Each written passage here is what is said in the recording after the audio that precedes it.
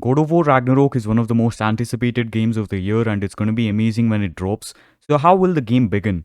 We can expect a similar opening to that of God of War 2018 with Kratos and Atreus heading out to hunt, and I guess this scene in the trailer was probably the opening of God of War Ragnarok, except the fact that Kratos went with Atreus to hunt, but Atreus ends up carrying the deer. So since the game might begin with a hunting sequence, we finish up with that, then a cutscene plays where Mimir, Atreus and Kratos talk about Fimbulwinter, but as we saw in the trailer, Atreus is keen and anxious to know more about himself and Loki. But Kratos advises him to stay calm and not think about it. We then see Kratos and Atreus loading up their sledge with supplies for the journey.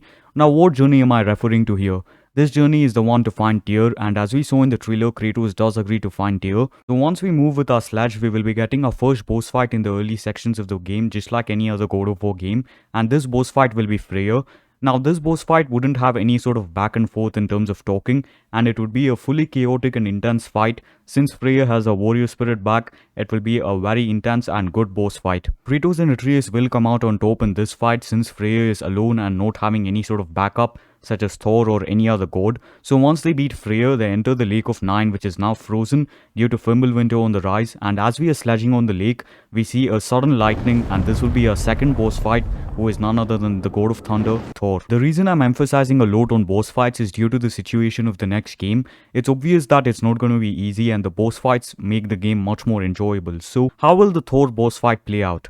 As he enters, we will be hearing a load of thunder, and at the beginning of this sound, Atreus will mention the weather, thinking of its, just sort of bad weather.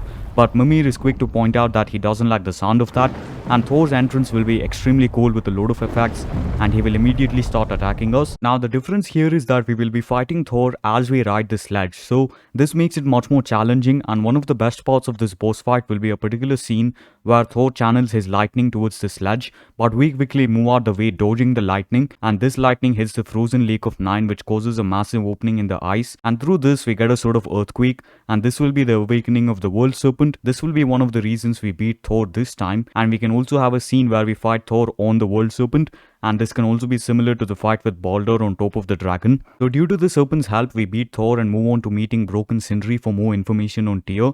So until this section, I guess the game would be, 2 to 3 hours in, and these were just the things I thought will be in the beginning sections of the game. Do let me know if you guys have any thoughts on how the next game might begin. And if you want to find out more about what happens after the beginning of the game, watch my story prediction of God of War Ragnarok. And yeah, thank you for watching. I'll see you all in the next one.